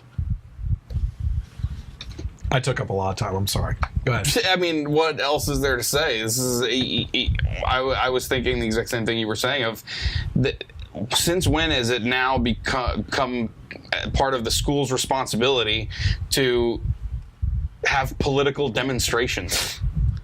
You know, one way or the other. One way or the other. You know? Yeah. Is that like, if I'm sending my kid to school, it's to learn and to babysit. But it's not to do, you know, political protests and this and that. You know, it's crazy. I have a challenge for teachers, and it's the same challenge I propose all the time. Teach, if you teach anything that involves an opinion that could go either way, teach down the center. And then as a workshop, allow students to make up their own minds, you know, like real world situation stuff, and support it in a thesis or a writing activity, right? Yeah. Now, the problem with that is you also have to challenge yourself as a teacher then to not be biased. Grade objectively. Yeah. Yeah. To grade based on if they made their point well and not if you agree with them or not. Speaking of which, did you hear the story about the Spanish teacher that, have you heard this one about Trump? Spanish teacher told the class to look for news articles that interested them and rewrite the news articles in Spanish as an activity to learn Spanish, right? So one kid took a story off of Fox News about military pilots seeing what they think is a UFO, and he wrote it up. She said in front of the class that you used Fox News as a resource. That's fake news. And this is the second time that you've done it. So now I'm going to have you write a full paper on why President Trump is a bad president in Spanish. This is what we're dealing with. It wasn't even a political story. No. Like, these people have such a hard-on to go against President Trump. Like, they get off on it. Yep. This is a group of people that for over a decade now, while Obama was in office too, especially, I should say, we're like love and peace, love and light, and all this other stuff. And, you know, come on, guys, why the hate? And we need to love each other and come together and everything. They have become the nastiest, angriest. They live for the confrontation and argument. Just nasty people. Yeah. Nasty people. Nasty people. I've said it 1,000 times too. I mean, there's a lot of things that Trump does or says that makes me slap my head or like, why did he do that? Or I don't agree with this. But the hate he gets makes me, you know, everyone talks about like, oh, his base, you'll never change his base's mind, you know? But the reason is he gets so much hate uncalled for that it just makes you root for him. Yeah. Yeah. You know? It's unbelievable. This incident really has me pissed off. A kid died. Yep. Because schools around the country allowed politics to seep in on students who honestly will not know how politics affect their lives until they get into the real world. Yep. They can guess all they want. David Hogwash can think that he knows what's going on in the world. They are the effing professionals or the experts, right? According to Cameron whatever Kasky, you know what I mean? And Emma Gonzalez, who literally said that she basically said she bullied him. Yep. You know, and was proud of it. Mm-hmm. You say we shouldn't have ostracized him. You didn't know him. What that means, just because you knew him and he wasn't he was a weird kid, that gave you the right to ostracize him and pick on him? These are horrible people. Yep. Here's what's crazy about this. Emma Gonzalez, Cameron Kasky, and David Hogg in our generation would have been bullied to hell. Yep. You know, they would have been the kids stuffed in the toilets. Mm-hmm. But now, because of this beta male, feminist generation of pansies, they're the people that somehow are looked up to. You know what I mean? And so you have this generation of kids that know in the past that they would have been bullied doing the bullying. Yep. They fully embrace it, and they're happy with it. They're happy being nasty, angry people who tried to destroy people's lives. Yep. You've been pretty quiet tonight. Have I just been talking too much? I get your ideas are all the best. There's no better way to say it than how you say it. So what's left to say? I'm just kidding. I mean, how many? I guess I just kind of get to the point where I'm like, how many times we have, like, what else is there to say about David Hogg? We've talked about him week after week. Yeah. They're idiots. I mean, just the fact that you went through something terrible, which you shouldn't have had to go through, doesn't make you an expert. Yep. It doesn't make you right. It doesn't make anyone who disagrees with you wrong. Yep. You know? It's crazy. Totally agree. So listen, I just want to promote this event again. You know, May 19th next month, I will be in Copley, Pennsylvania at the Relic Hunter Firearms for a Second Amendment rally. I'll be one of the speakers there, along with about 4 or 5 other people. Actually pretty interesting, too. An Easton high schooler who made the news to put together a pro-Second Amendment rally at the school. Mm-hmm. Will be speaking there. Nice. So that should be it. Are you going to make it out? What's that? Are you going to make it out? I can see it. What day of the week is it? It's a Saturday. Saturdays? I normally work Saturdays, but I'll You don't have to, right? Huh? You don't have to, right? Well, here's the thing. If you come out, I want to get some interviews, especially with that kid and stuff. So I'd like to have open conversation, some extra questions and stuff. Anyway, Copley, Pennsylvania, Relic Hunter Firearms. My name and face are plastered on their pamphlets there. I didn't know until I walked in the other day for shooting at the range, and my wife started laughing and pointing at my face on the wall. Nice. Did you want to hang it up on one of them? New targets. It's funny you say that, because we went over and we were talking to the owner, Gerard, and we said, as we were going into the range, how much are the targets here, right? And he's like pointing at them and giving the prices and everything. And the brochures were laying there too. I said, wait a second. Are you asking people to shoot at me? Like, my face is on here. So, Relic Hunter Firearms, Copley, Pennsylvania, next month, May 19th, from noon until 4 o'clock. Get there a little bit early, I would encourage you. I don't know if I'm going to be one of the first speakers, but also parking is going to be insane, I believe, because the rally will be held in the parking lot. So I don't know where people are going to park. I don't know how they're going to handle that, but they will. So it's going to be a good time. There's going to be a lot of good people there, and it will be a secure event. Trust me, a lot of people are going to be packing heat and not putting up with BS. Yep. So I appreciate you guys tuning in tonight. If you are interested in following along with the Generation Y Conservative and this is your first time tuning in, I appreciate it. We had some really good topics tonight, and I didn't even put together a script for the first time. I think I might just do this. I like it better. So honestly. Much time wasted on putting together a script. I mean, I don't have the time for it anymore. You can find me on Facebook. Search for the Generation Y Conservative. Hit follow, like the page.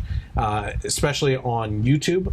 Go to the Generation Y Conservative, hit subscribe, and the bell. You'll get notifications when we publish videos, including the podcast and the movie reviews and anything else that we come out with over this next year. Interact with me on Twitter at Gen Y Conservative without the E on the end. And you can also find the audio-only version of the podcast on Sundays from 3 to 6 p.m.